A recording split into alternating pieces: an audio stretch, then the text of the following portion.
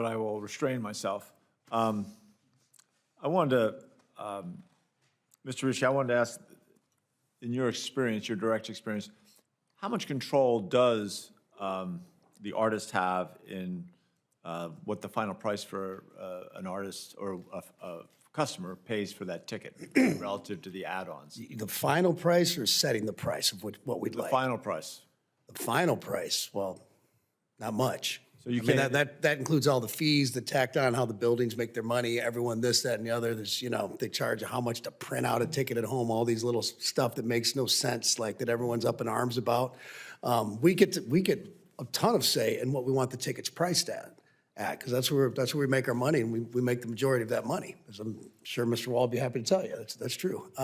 But at the end of the day, no, we don't have any, over all those fees and everything that they tack on and all the stuff that people are really upset about. If I say tickets are $49, whatever, fans are usually like, okay, that's great. As artists, we want to treat our fans right. They know that. But then when they get to the end and they check out, they're like, why is this thing $75? Right. It's supposed to be $49. That's a huge problem. Right, and there's no way when you can't restrict the contract.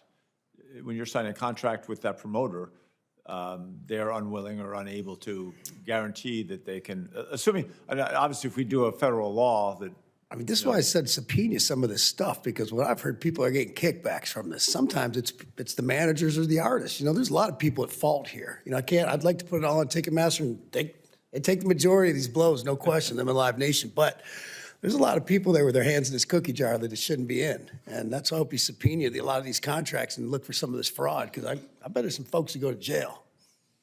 I'm not going to judge anybody on that evidence yet. Since last year, the FTC's all-in pricing went into effect. Have you guys seen a change in the market since that? And maybe each one of you can describe a little bit what the change is. And then also, if we made that a federal law rather than just a rule, would that make a difference? So that's the two questions. Have you seen a change, and would That's great. I think that's great for fans. Just more transparency, so they don't get sticker shock when they go to check out with all these hidden fees.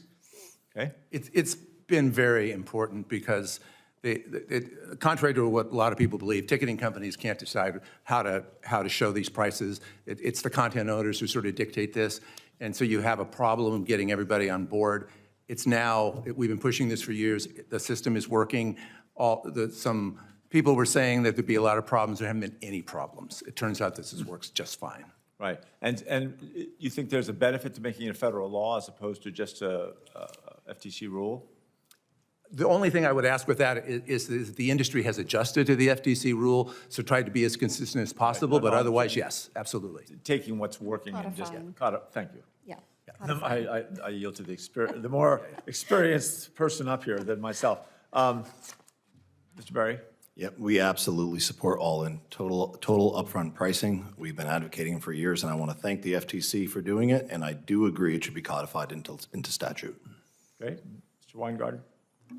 Yes, we've been working, meaning the National Independent Venue Association, has been working throughout the states, and we've gotten a lot of states on board for some time, and they've been, everybody, it's been great, and I think a federal law with that would be terrific. Right.